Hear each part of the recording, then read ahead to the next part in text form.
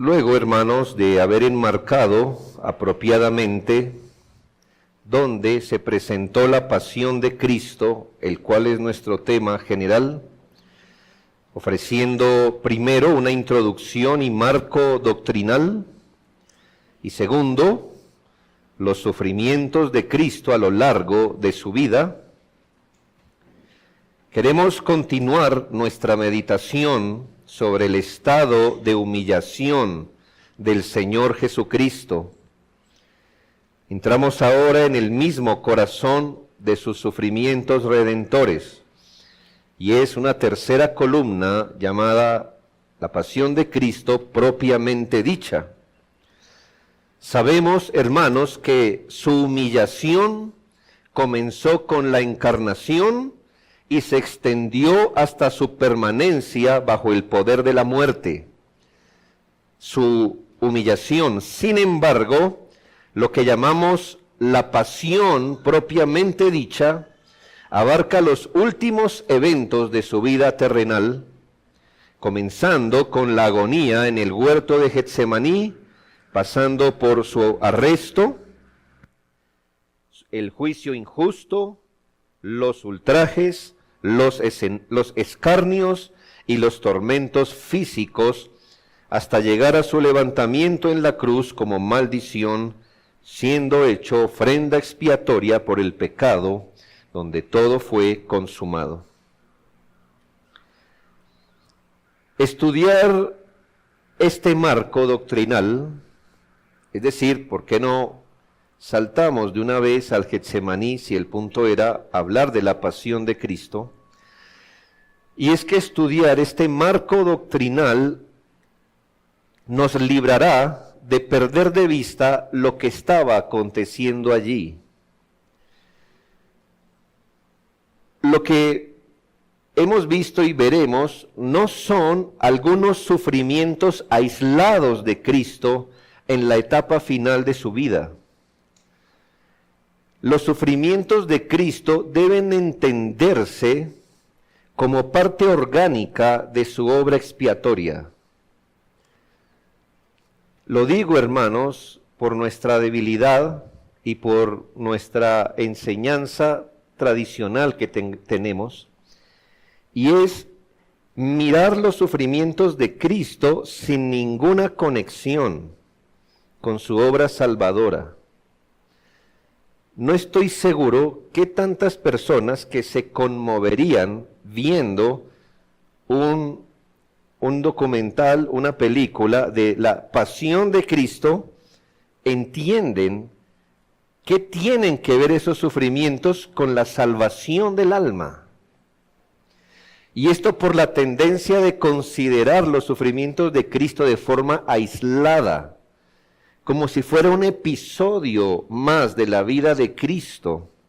Lo que estoy diciendo es que sus sufrimientos hacen parte orgánica de su obra en expiación. No podemos entender la obra de la expiación si no consideramos además los sufrimientos de Cristo, donde Él representaba a su pueblo delante de la justicia de Dios, tanto en su vida impecable como en sus sufrimientos y al dar su vida como ofrenda por el pecado.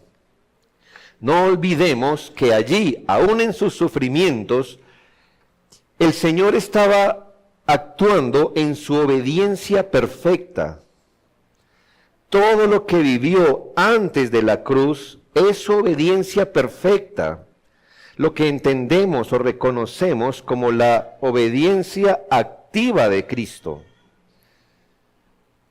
para luego ir y dar su vida en la cruz, en expiación por el pecado, de forma sustitutoria, no solo por causa de los suyos, sino en lugar de ellos, a fin de que el pecado fuera plenamente expiado y la justicia de Dios plenamente satisfecha.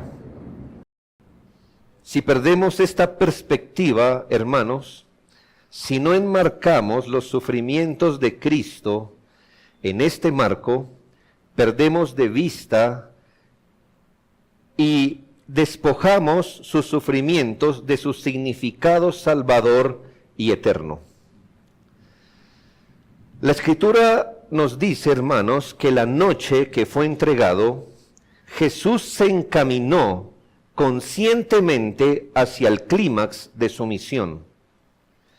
Después de una vida marcada por dolores y sufrimientos, como se lo demostré en 2 sermones, los sufrimientos físicos y externos de Cristo, y luego los sufrimientos mentales, emocionales, espirituales de Cristo, después de una vida marcada por esos dolores, el Hijo de Dios se dispuso a beber la copa reservada para él desde la eternidad, que lo estaba haciendo voluntaria y conscientemente.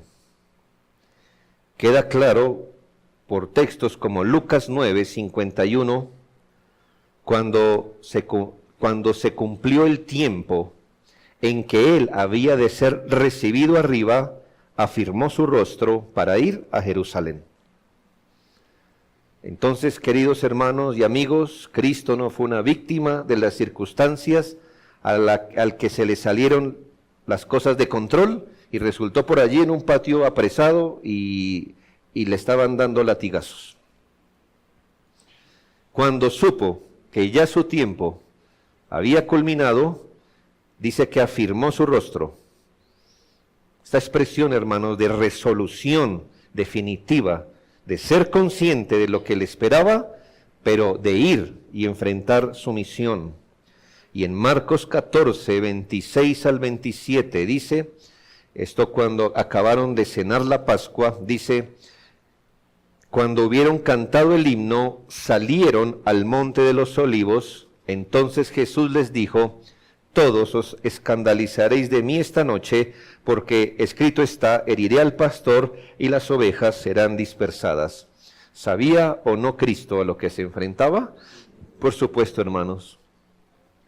Un plan desde la fundación del mundo llegó a un momento histórico de cumplimiento y el Señor se dirigió a él con resolución. Así se dirigió con conciencia plena y obediencia perfecta al monte donde se hallaba aquel huerto que fue testigo del inicio de su pasión. Pero deseo que todo este asunto que veremos hoy sea alumbrado por un reflector externo a los evangelios, y es como Hebreos 5:7 muestra y retrata en palabras cortas pero significativas, interpretando un poco lo que ocurrió en Getsemaní. Hebreos 5:7 dice, y Cristo, en los días de su carne, ofreciendo ruegos y súplicas, con gran clamor y lágrimas, al que le podía librar de la muerte, fue oído a causa de su temor reverente. Aquí, hermanos, en este texto el apóstol nos describe la lucha intensa del alma afligida de nuestro Salvador, que como Cordero de Dios iba siendo llevado al matadero, a beber todo el contenido de la copa de la ira de Dios. Y en este relato, hermanos, del Getsemaní, no nos vamos a sujetar a un solo evangelio, más bien a los evangelios sinópticos para sacar un solo y completo relato.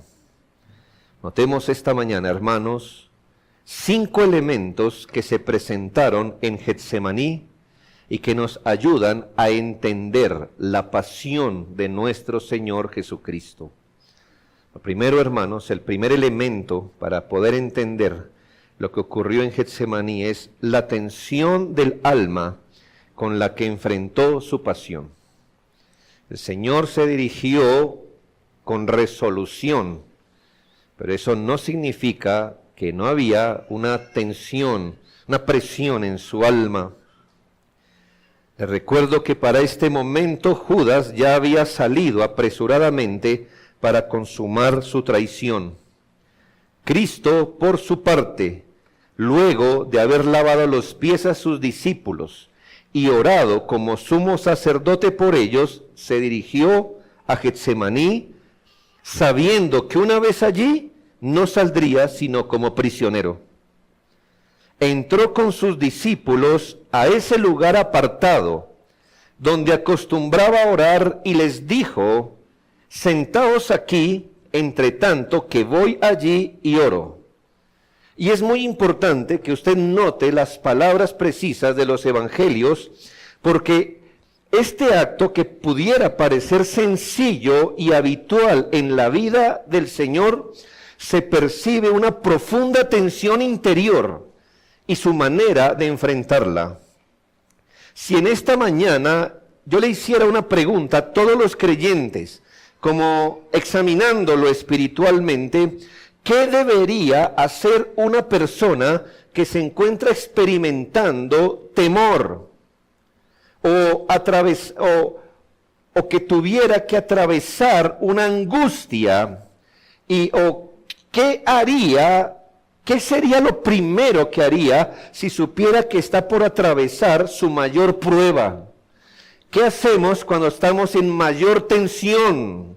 Yo espero que no diga: llamo a mi amigo, llamo al pastor, escucho buenos días en Caracol o en lo que sea para mirar el consejo psicológico, o escucho Blue Radio para escuchar al padre Linero.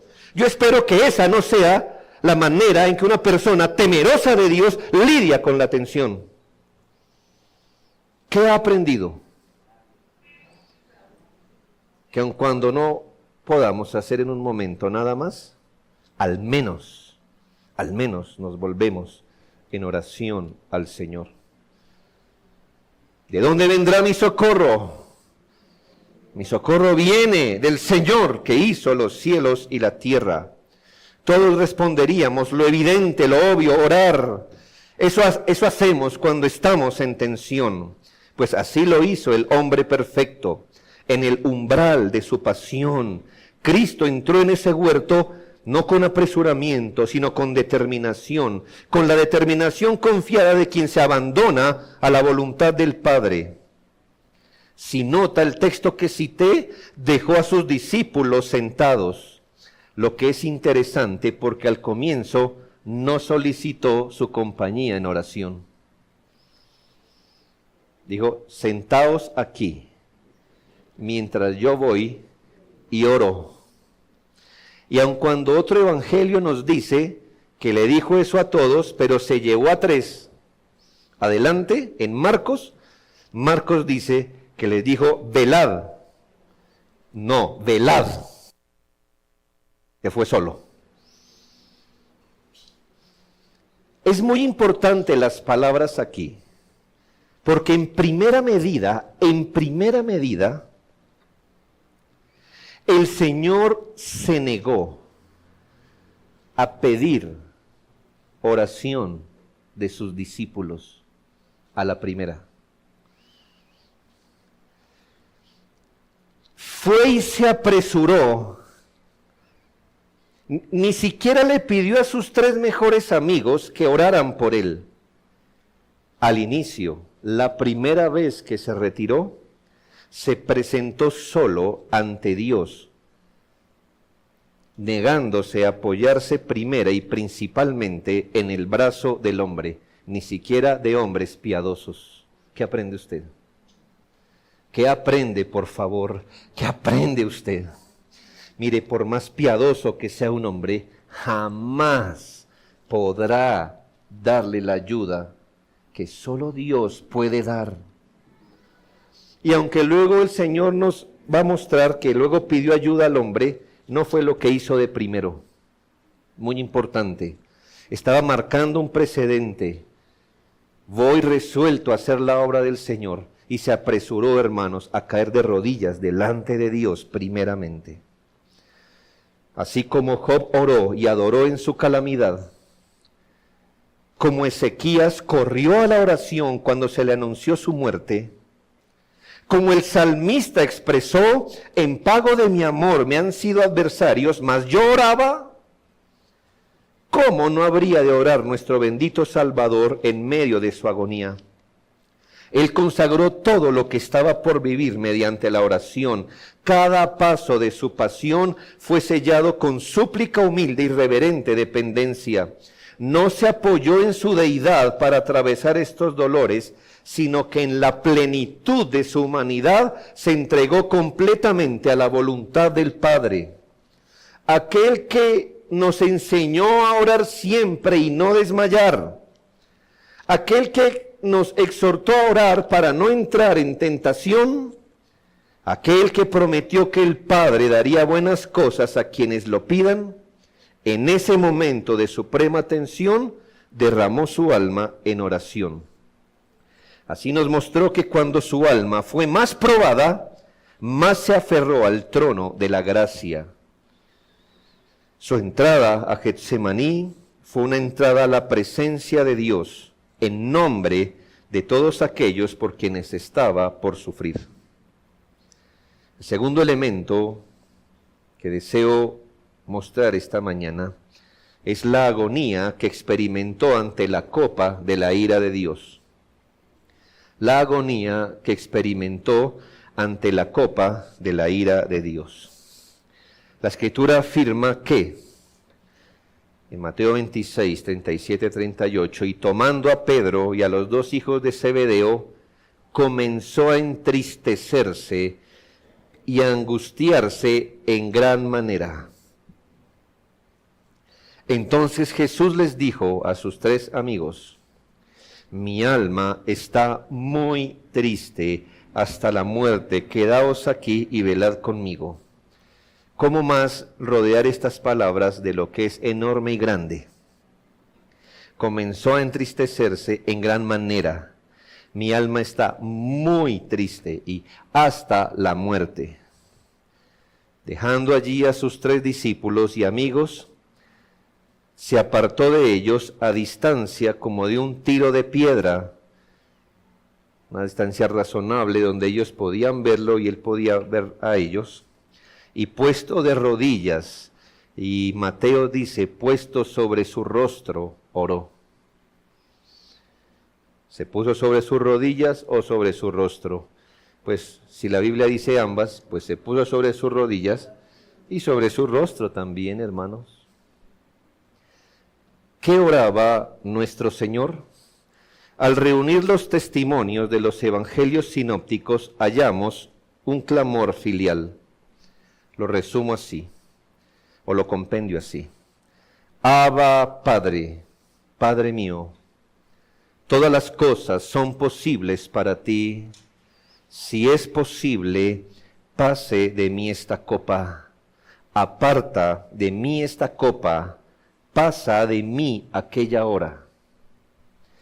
Estas expresiones brotan de un alma que conoce el peso real del juicio venidero. Notemos primero su estado de agonía. Es una palabra fuerte, ¿no cree? Agonía. Él estaba agonizando en vida.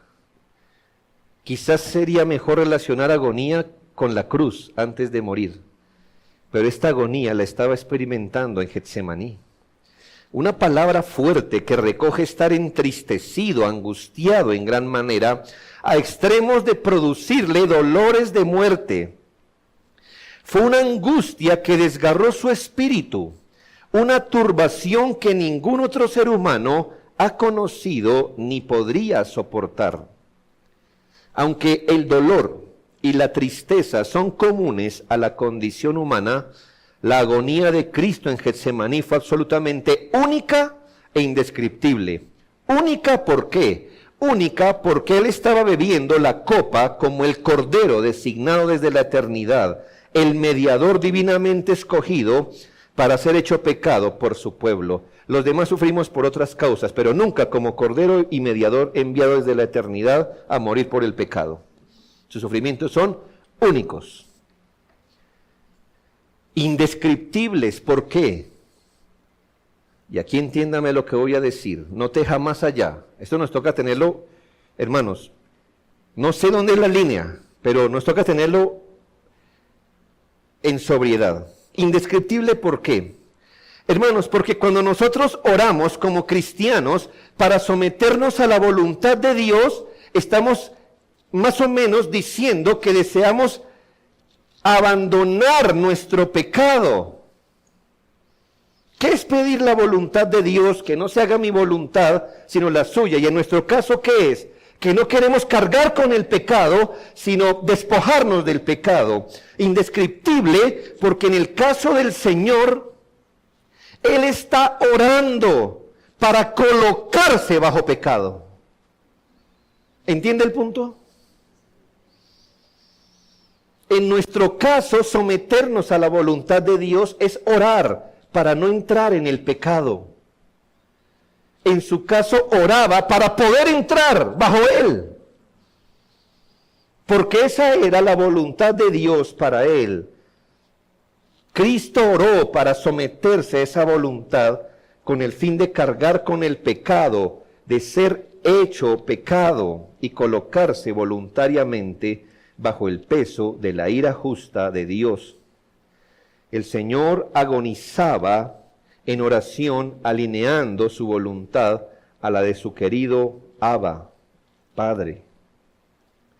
Su voluntad para ponerse bajo su justa ira. Lucas 23, 44 dice esto: y estando en agonía, oraba más intensamente, y era su sudor como grandes gotas de sangre que caían hasta la tierra.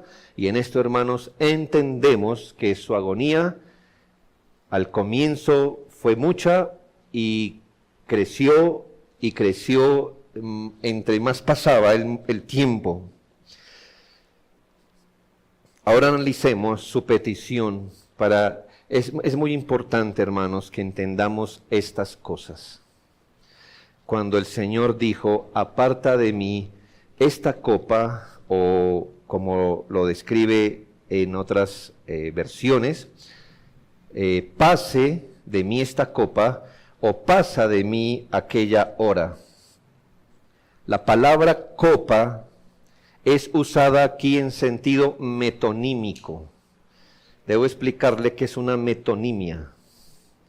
Una metonimia es cuando designamos una cosa por el nombre de otra, guardando un significado estrecho.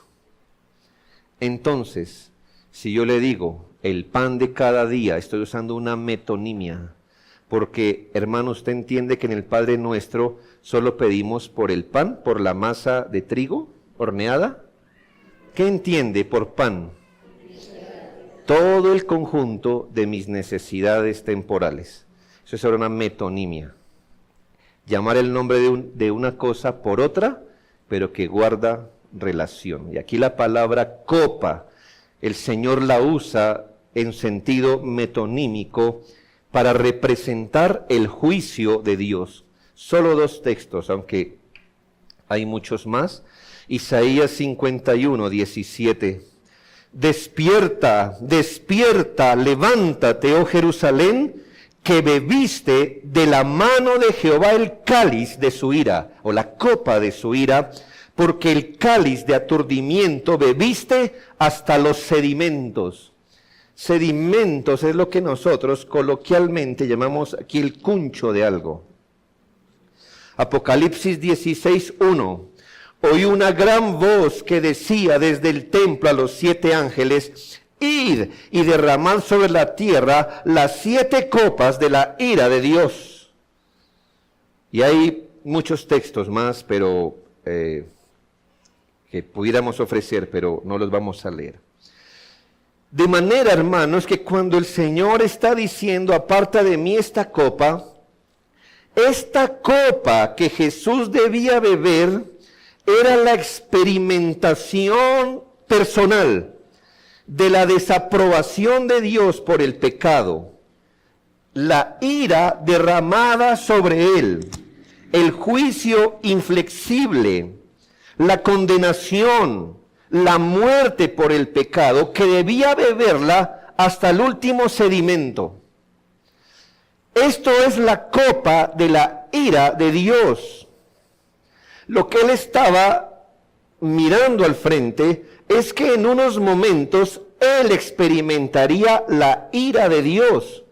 Usted y yo no sabemos de eso porque desde que nacimos o desde que fuimos concebidos como hijos de ira, dice Efesios. Hijos de ira. Con el tiempo vinimos a ser hijos de Dios. Pero él desde la eternidad fue hijo de Dios y con el tiempo vino a ser hijo de ira. La copa que él estaba por beber era experimentar, ser desaprobado por Dios, por llevar pecado, un juicio inflexible.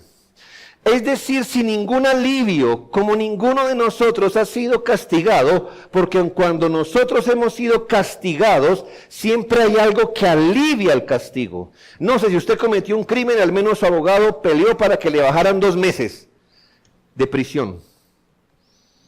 ¿No? Así funciona todo, hermanos. ¿Hicieron un comparendo? Pues vayan los 3 primeros días y encontrará alivio de su pena. ¿No? Y los padres a veces estamos encolerizados y queremos dar 3 varazos y damos 2. O 3, pero livianos. ¿Sí? Así es aquí, hermanos. Pero cuando a Cristo se le iba a dar a beber la copa, era inflexiblemente toda. Y piense, ya lo veremos más adelante, cuando él pidió de beber y le dieron una mezcla extraña en su boca para aliviar el dolor, él se negó a beberla. Su voluntad estaba, hermanos, alineada a la del Padre. No debemos pensar que este clamor fue una señal de debilidad o falta de voluntad a nuestro Salvador, como si Él estuviera renegando o pidiendo que salirse de su compromiso. Su ruego no procede de una renuencia carnal, pues en la misma oración pide que se haga la voluntad del Padre. No se trataba de un temor pecaminoso o instinto de preservación. Más bien fue el reflejo de su absoluta santidad que demandaba que retrocediera ante la idea de cargar con el pecado. ¿O usted qué pensaba que iba a pedir Cristo? Ay, Señor, trae el pecado y cárgame de ese asunto horrible y hediondo con que nacen, viven y mueren los hombres.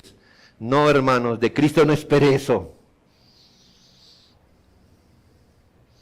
Para Cristo es un deshonor a su realeza cargar, aunque sea una sola de nuestras porquerías pecaminosas. Cuando Él ve que va a ser cargado históricamente con el pecado, ¿qué quería que dijera?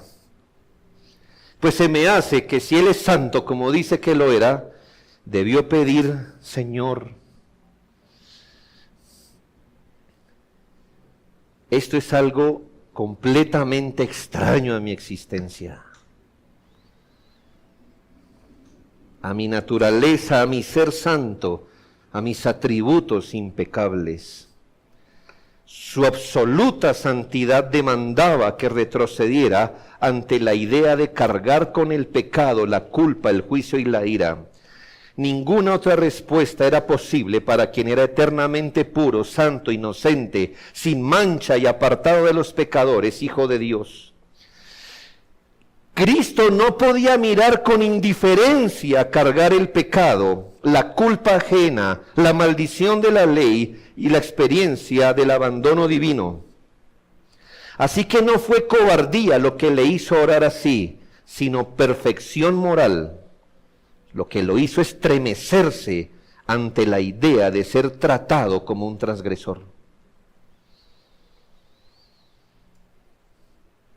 El santo Hijo de Dios se disponía a abrazar lo más abominable para su naturaleza santa. Era todo el pecado de aquellos a quienes vino a redimir. En esa hora profunda, de profunda agonía, fue asediado por tentaciones satánicas tan intensas y oscuras que escapan por completo a la comprensión humana. Él agonizaba, no solo por lo que estaba por padecer, sino por la posibilidad de ser hecho pecado estando completamente solo, como efectivamente lo hizo. Y sin embargo, su amor al Padre y a los suyos, o por amor al Padre y los suyos, superó ese espantoso castigo. Tomó la copa con plena conciencia y la bebió hasta el sedimento. Tercero, otro elemento, y es la perfecta rendición de su voluntad a la del Padre. Al contemplar nuevamente el testimonio unánime de los evangelios sinópticos, observamos con reverencia cómo nuestro Señor rindió plenamente su voluntad a la del Padre. Escuche, Padre, si quieres, pasa de mí esta copa. Es un sermón entero esto, hermanos, para el que no sabe orar, cómo orar, pues es así se ora, hermanos. Porque la oración no es darle órdenes a Dios. Imagínense nosotros dándole órdenes a Dios. O guiándole el camino a Dios, Señor, haz esto, haz lo otro, es que mira qué tal. Nosotros guiando a Dios. Padre, si quieres, pasa de mí esta copa, pero no sea como yo quiero, sino como tú. No se haga mi voluntad, sino la tuya. Oh Padre mío, si no puede pasar de mí esta copa sin que yo la beba, hágase tu voluntad. En estas palabras se revelan el alma de toda oración verdadera. Un corazón que en medio de la angustia suplica que se cumpla la voluntad de Dios por encima de cualquier deseo propio. Los siervos del Señor lo hicieron así. David, por ejemplo, exclamó en el Salmo 48, el hacer tu voluntad, Dios mío, me ha agradado. En el Salmo 143:10 se lee, enséñame a hacer tu voluntad, porque tú eres mi Dios, tu buen espíritu me guíe a tierra de rectitud. En el modelo de oración que Jesús nos enseñó que quienes nos dirigimos a Dios en oración deberíamos expresar, hágase tu voluntad, como en el cielo, así también en la tierra. El apóstol Juan, en 1 de Juan 5, 14 y 15, escribió, y esta es la confianza que tenemos en Él, que si pedimos alguna cosa conforme a su voluntad, Él nos oye.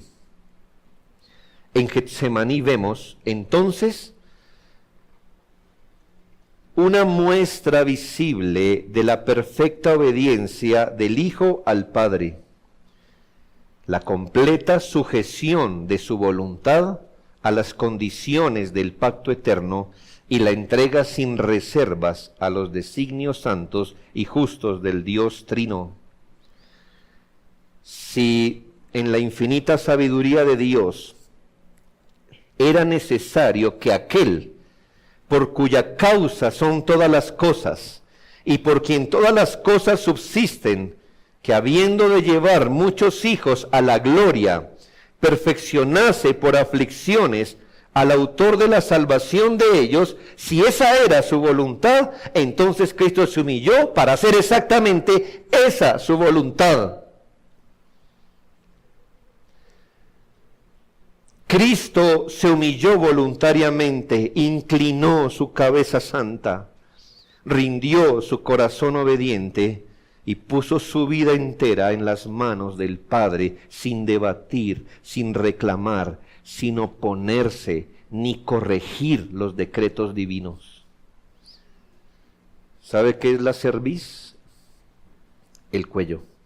Es una analogía de cuando la Biblia nos trata como animales, ¿sabe?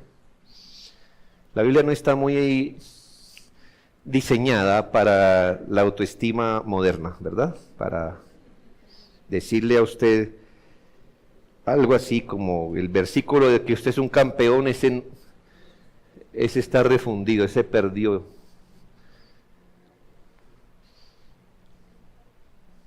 cerviz, el cuello de los animales. La Biblia habla de que nosotros los hombres nacemos con cerviz erguida. Somos polvo. Romanos 3, 9 al 18, hoy no lo dijeron, no lo recitaron. Y aún así andamos con cerviz erguida. ¿Orgullosos de qué, hermanos? ¿De qué? ¿De qué se enorgullece usted de usted mismo? ¿De qué se gloría usted de usted mismo? ¿De qué me glorío yo de mí mismo? Y aquí está el único santo que ha pisado esta tierra con su cerviz quebrada ante la voluntad del Padre. Si quieres, pasa de mí esta copa, pero no se haga mi voluntad.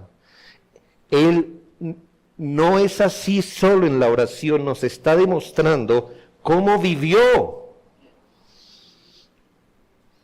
Cristo se humilló voluntariamente, inclinó su cabeza, rindió su corazón obediente y puso su vida entera en las manos del Padre sin debatir.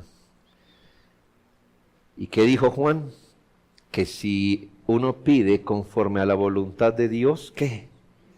Dios nos oye. Hermanos, Dios escuchó la oración de su Hijo. ¿Cómo sabe que la escuchó? Pues que resultó crucificado, ¿no?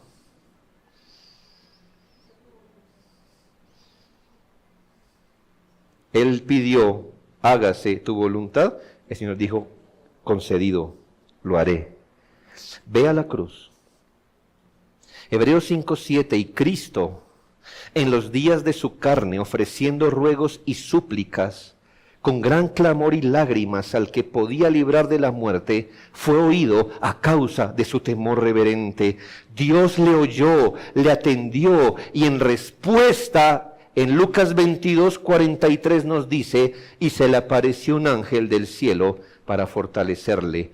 He ahí la respuesta del Señor. No le mandó un ángel para quitarlo de la voluntad de Dios. Le mandó un ángel para fortalecer su brazo.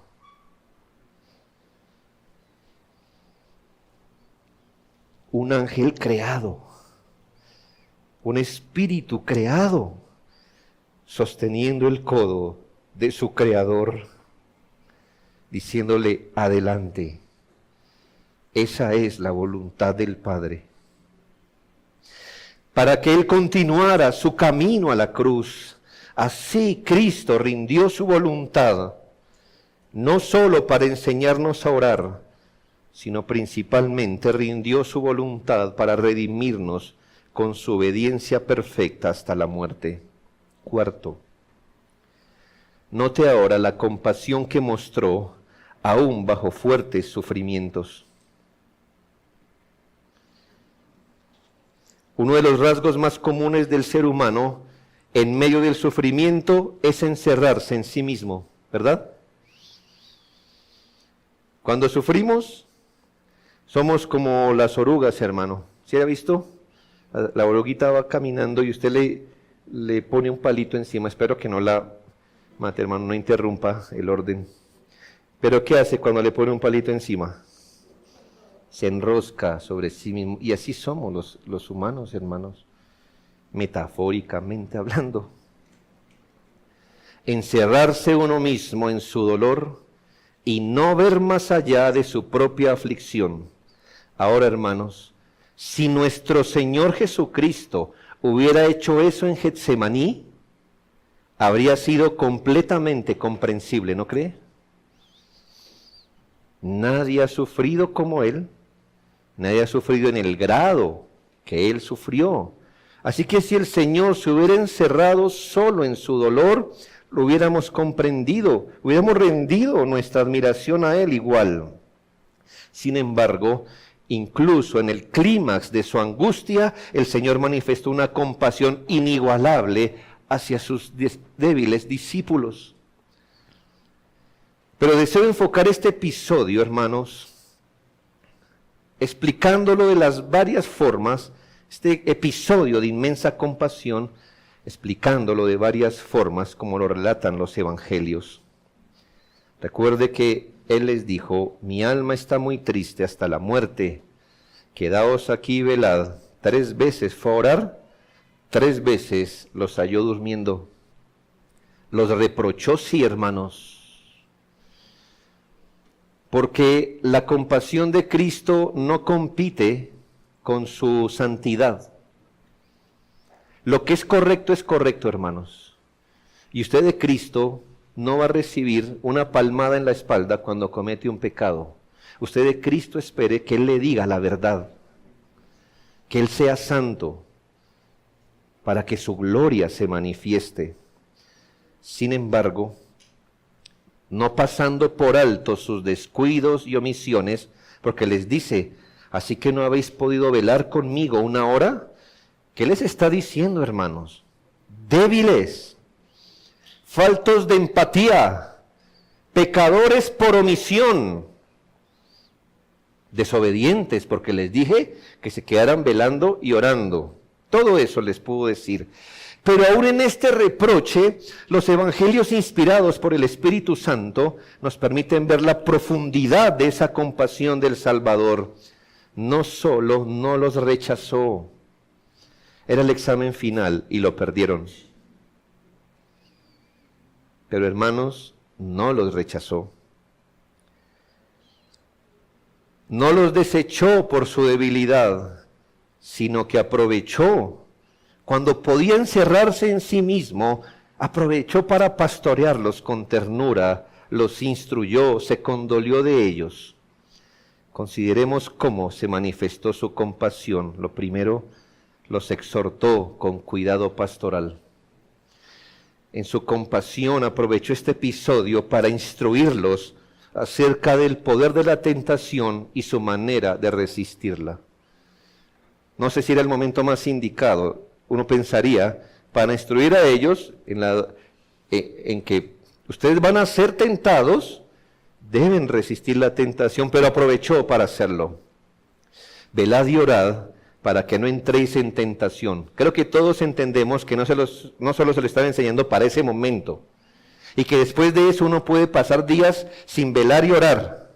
No, espero que entendamos que les estableció un principio de principios para todos los creyentes, después que venimos de ellos. Y allí mostró su cuidado, aún en su propia agonía, pensó en el peligro espiritual de los discípulos en ese momento y de ahí en adelante. Mire su compasión. Segundo, mostró simpatía por su fragilidad humana. En su piedad por ellos les enseñó acerca de la debilidad de la carne y simpatizó con ellos. Mateo 26:40, segunda parte, el espíritu a la verdad está dispuesto, pero la carne es débil.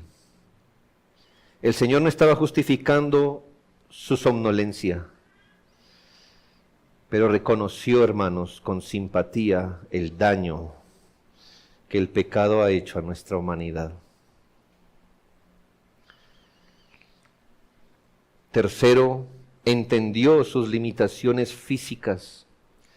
En su misericordia por ellos, comprendió que no solo la carne es un conflicto para sus discípulos, sino las debilidades corporales que tenemos. Marcos 14:39, al volver, otra vez los halló durmiendo, porque los ojos de ellos estaban cargados de sueño. Mire esa manera de simpatizar con ellos.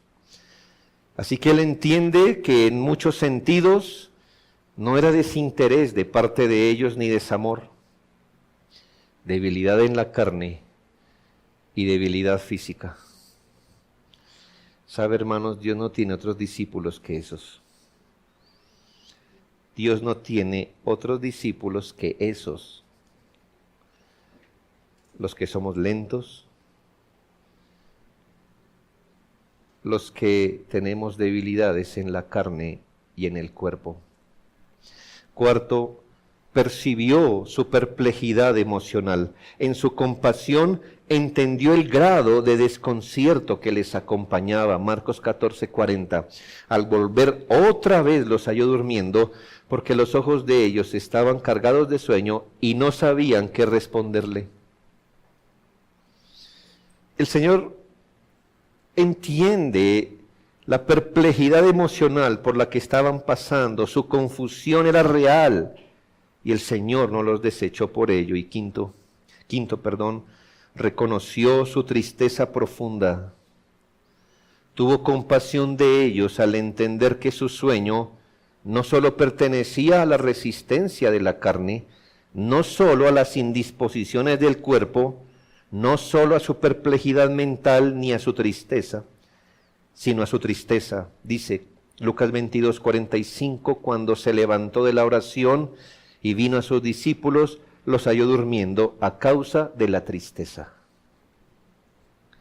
El abatimiento del alma agota el cuerpo, hermanos, y el Señor discernió este sufrimiento interior. Y sexto, finalmente, mientras él agonizaba y luchaba intensamente con sus sufrimientos, que ellos ni podían entender, los dejó descansar por un tiempo.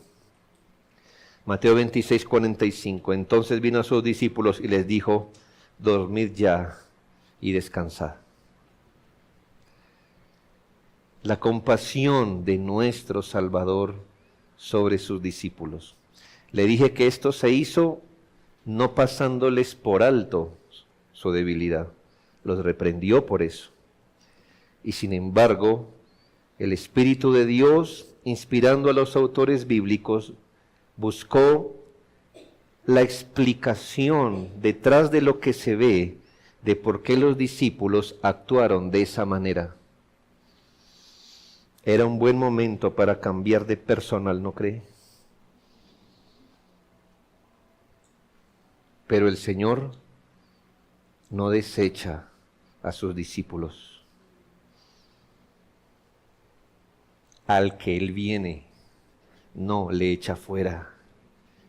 Y una oveja, por débil que sea, si anda en el camino del Señor, no se extraviará. No por ellos le relaté todo lo que uno es. Porque la gracia de Dios, la fuerza del Señor se sobrepone. Cuánta compasión,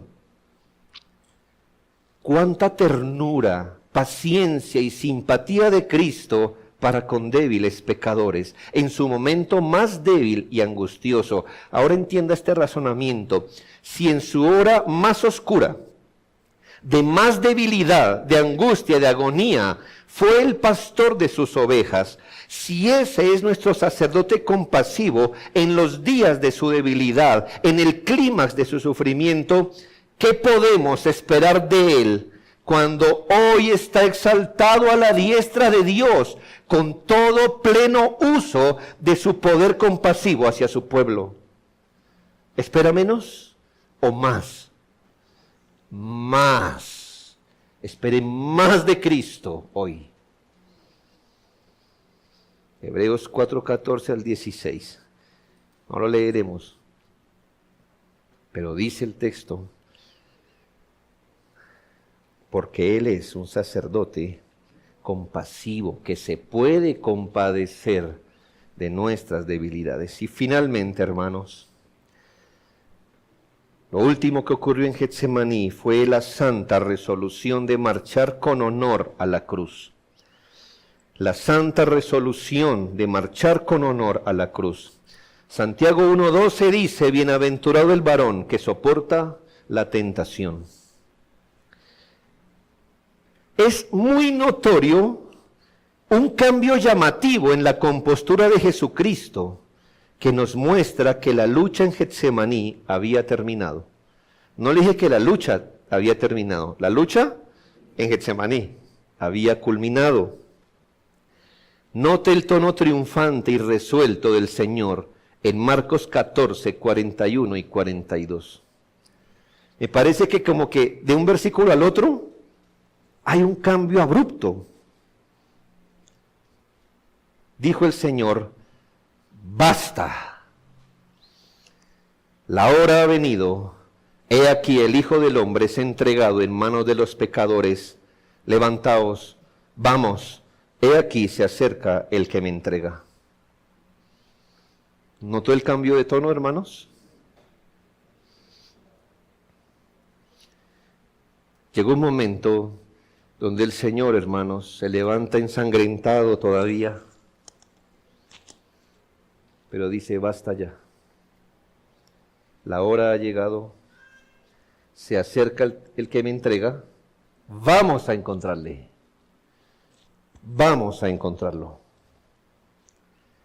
No solo esto, sino que en Juan 18:4 nos dice, y lo veremos después, que cuando Judas le buscaba, recuerda, estaba de noche, era posiblemente entre medianoche o un poco más, todo oscuro, Judas lo estaba buscando con un séquito que lo iba a arrestar. Dice Jesús, sabiendo todas las cosas que le habían de sobrevenir, se adelantó y les dijo: ¿a quién buscáis? ¿Ya nota, hermanos? Cuando lo estaban buscando dijo: ¿a quién buscan? Que a Jesús. Sí, Señor, con él habla. ¿Y qué dice la Biblia? Hasta caerse al piso, hermanos. O sea, hermanos, si la gente pensaba que iba a tocar salir corriendo detrás de él, a apresarlo, como una oveja o como un animal que sabe que lo van a atrapar, ¿verdad? No se deja. No, hermanos, no era el caso de Cristo. Él se ofreció voluntariamente, no retrocede, no se esconde, no huye, se adelanta con honor. El Cristo que se levanta del suelo ensangrentado en Getsemaní no es un Cristo derrotado, sino uno vencedor. La batalla del huerto había acabado, el diablo allí fue derrotado. El Señor estaba preparado para cada paso siguiente: ser arrestado, escarnecido, falsamente acusado, golpeado y crucificado. Note algo importante, que desde el Getsemaní hasta la cruz no vuelve a expresarse con angustia, excepto por el clamor final de abandono cuando carga con el pecado de su pueblo. El Señor afirmó sus pasos hacia la cruz, donde sería hecho pecado, para que los creyentes fuéramos hechos justicia de Dios en él. Jesús triunfaría sobre la muerte al resucitar de los muertos, y sería exaltado a la diestra del Padre como Rey de Reyes y Señor de Señores. Por aquel gozo puesto delante de él sufrió la cruz, menospreciando el oprobio. Pero hermanos, no nos adelantemos, aún no estaba en el Golgota, pero ya había vencido una gran batalla. La cruz estaba a la vista y el Salvador marchaba hacia ella con honor, dignidad y obediencia perfecta.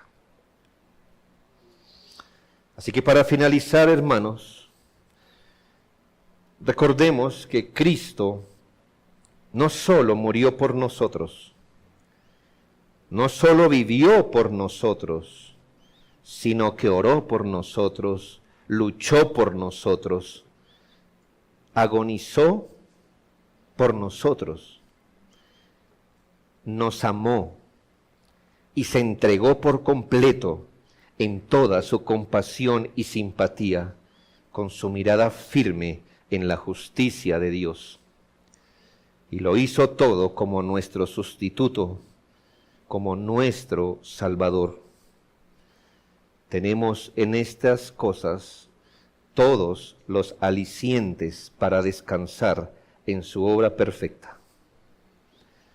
Cuando esta mañana nos retrataban lo que somos nosotros, todo lo que no podemos hacer. En cambio, mire, todo lo que sí le aplica a Cristo. Somos malos, Él es bueno. Veneno de áspides hay debajo de nuestra lengua. En su boca hay palabras de gracia y de verdad. Somos incapaces. Mire su capacidad. Y por eso nos gloriamos es en Cristo, no en nosotros. En Él mire todo lo que no es usted y todo lo que no somos nosotros. Y apoye su vida, su salvación, sus días, su eternidad. Apóyelo en Él, no en nosotros, no en usted, no en nadie más, sino en Él. La salvación descansa en lo que Él es y lo que hizo. Su obra es perfecta. Los creyentes solo pueden desesperar cuando se apoyan en sí mismos o en otro hombre, pero no en Cristo. Pero sigamos, hermanos, también a Cristo con firmeza. No es bueno ser duro con esos 11 hombres que experimentaron una tentación única e irrepetible. Porque aparte de esos 11, ninguno vio morir a su Señor y Maestro, a su esperanza. ¿Entiende eso, hermano? Usted pone toda su esperanza en Él. Cree que Él dice lo que es y lo ve morir. Eso no nos pasa al resto, hermanos. Todos hemos creído viéndolo vivir, ¿no? Pero sigamos a Cristo con firmeza, no como los 11, como lo estaban siguiendo allí en su debilidad. No, hermanos, sigámoslo en gloria, porque Él no va hacia la cruz, Él está en su trono. No lo seguimos hoy día para verlo morir, sino para contemplarlo reinando sobre todo. Entonces sigámoslo, no como esos abatidos discípulos, porque no tenemos ninguna razón para seguirlo en abatimiento, ni lo sigamos con una fe fría, sino con gratitud fervorosa. Él no retrocedió en Getsemaní por nosotros. ¿Por qué retrocederemos como discípulos? ¿O seguiremos al Señor con los restos de nuestro amor y fuerza? Y finalmente, si alguno aquí no ha venido a Cristo, ¿qué más necesitaría entender? ¿Puede una persona escuchar lo que Cristo hizo por amor a su pueblo y pasar de frente indiferente a ese amor? ¿Acaso usted conoce un amor más alto que este? ¿Conoce una persona medianamente parecida a Cristo que haya hecho estas cosas por amor al pecador? No, usted no la conoce, porque no existe tal persona. Cada mayo uno se da la impresión de que nuestras mamás son los seres más benditos del mundo, y en junio los papás. Pero ninguna madre y ningún padre puede ser lo que Cristo es para un creyente. Usted no encontrará un amor más grande, ni una simpatía tan grande, una capacidad de obediencia en sustitución más grande. Amor de madre, dice, no hay sino uno. No, hermanos, a usted lo pueden amar más que una madre, pero nadie lo va a amar más que Cristo. Nadie lo ha amado como amor, con amor eterno. Usted no es hijo de Dios, usted no puede saber esto. Usted está al margen de estos acontecimientos. Y probablemente si usted ve estos relatos del Getsemaní y su corazón no se conmueve, pregúntese, ¿qué tipo de corazón tiene usted? Que ante la mayor prueba de amor y compasión, su corazón no se enternece. Ay, pídale al Señor estar vivo por una vez en la vida, por favor. Que el Señor rompa su cerviz, que el Señor rompa su frente, que el Señor derribe sus ídolos, que el Señor derribe sus gozos, su prosperidad y lo que tenga que hacer para revelarle al Cristo que sufrió en Getsemaní, murió en la cruz y resucitó y está sentado a la diestra del Padre. Y si el Señor hace eso, tómelo como una misericordia, porque el mayor don que un hombre puede recibir es Cristo Jesús, nuestro Señor. Crea en Él, confíe en Él. Todo esto lo hizo para salvar a pecadores como usted y como yo. Oremos.